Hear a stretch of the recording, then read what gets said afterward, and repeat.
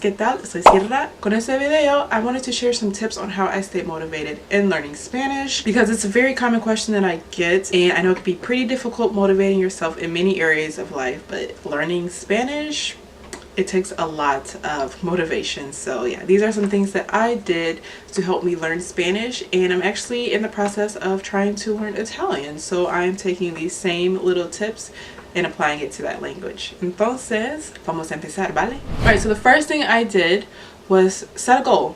I set that goal back in first grade, preschool, something like that. And after I heard someone speak Spanish for the first time ever, I said, I want to have my own secret language. I'm going to learn that language. So yeah, that's when I set my goal, and I kind of took Spanish classes here and there in grammar school, but when I got to high school, I took it a lot more seriously. And I want to say, like, by my sophomore year of taking Spanish, when I learned that you could study abroad in another country, I said, okay, that is going to be how I learn Spanish, because my Spanish teachers weren't actually fluent in Spanish initially. They had went and studied abroad. So I said, okay, that seems like what I should do too. But they actually advised me that I didn't need to do that if I wanted to learn Spanish. I just needed to go into an area, like an area of Chicago, and just be surrounded by the language. And I kind of did that, but I just felt like, no, I think I want to go ahead and go to a Spanish speaking country where I'm really forced to try to speak the language. And I made a vision board, like, so that I can visually see myself at some point being fluent in Spanish.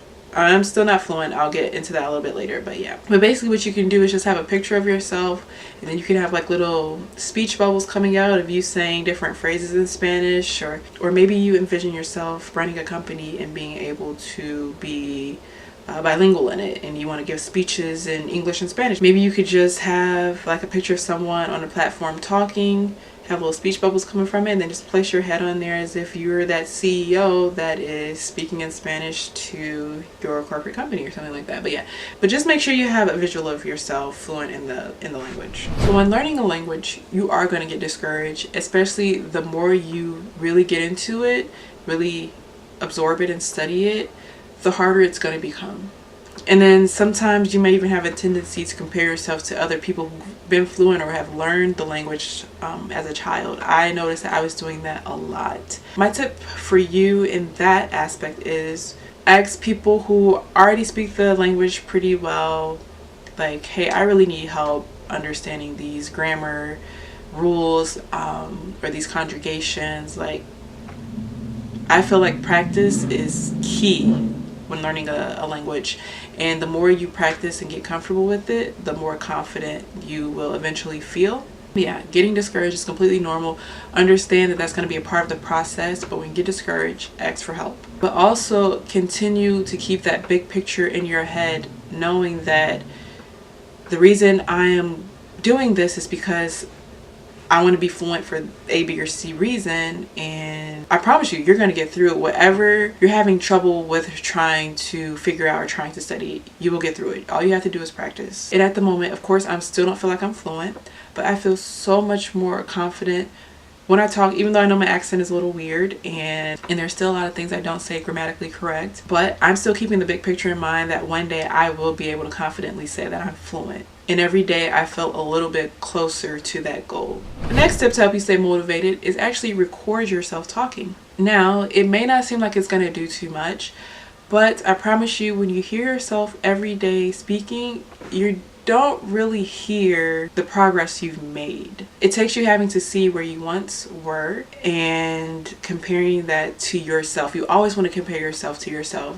not only in language, but just in every aspect of your life. But yeah, because you can listen to yourself every day, you really don't hear that progress unless you see where you once were and where you are 2 months from there when you have decided to, you know, practice every week or practice every day. So the fact that I show a clip in one of my last videos of how I used to talk back in college to how I talk now completely mind boggles me, because I still get on myself like, Sierra, you could be a lot better if you put more effort into it. But when I see that, yeah, I didn't put the most effort that I could into it, but I did at least put some effort, and to see my skill set from college till post-college, it gets me even more motivated and even more excited to continue to learn, because I say, hey, I've grown this much so far. Like, how much more can I grow if I continue to keep this up? So yeah, recording yourself, I would say, is the number one thing you should definitely do to keep yourself motivated. Next thing you should do is to keep yourself constantly inspired by others. I would say keep yourself inspired by those who have not necessarily known the language growing up, but has taught themselves, because it gives you a little bit more hope in a sense, and really motivation, like, hey, if they can do it, I can do it. And me speaking to you guys, I'm no different from anyone. All I've done is study, practice, practice. And if I can do that, you surely can do that. It's foreign language. I don't care whatever age you're at, because I used to hear that, you know, the older you get, the harder it is to learn a language. It's just, if you don't do it when you're young, then you can just forget about it. No, if you want to learn a language at 50, learn a language at 50. You can do it. The next thing I suggest you do is partnering with someone who actually speaks the language and who is really willing to help you grow and perfect your skills. I hear that boyfriends are like some of the best people you can partner with in order for you to really learn a language. I probably would actually agree with that, even though I've never had a boyfriend who was fluent in Spanish. But yeah, usually if a guy's interested in you, he's gonna really want to talk to you all the time. And if you're telling him that you really want to learn the language, like, he's gonna want to work with you. Otherwise, just get you some really cool friends who really want to help you. That's what I did. I would say though, your friends are more willing to help you when they see you constantly trying to make an effort. You can't make them make you practice. And that's something that I had learned really quickly. It's best if you always initiate yourself trying to speak Spanish with them. And if they start to speak English, be like, hey, tenemos que hablar en español porque tengo que practicar. And they'll like get right back into trying to speak Spanish with you. The next tip is do something that you actually like to do while learning Spanish. So if you love to listen to music, try to listen to music that's in Spanish. If you love watching movies or you have a favorite TV show, watch the version that's dubbed in Spanish. And next, I suggest that you immerse yourself in the Spanish culture, or if you want to learn Latin American Spanish, immerse yourself in, you know, Latin American culture.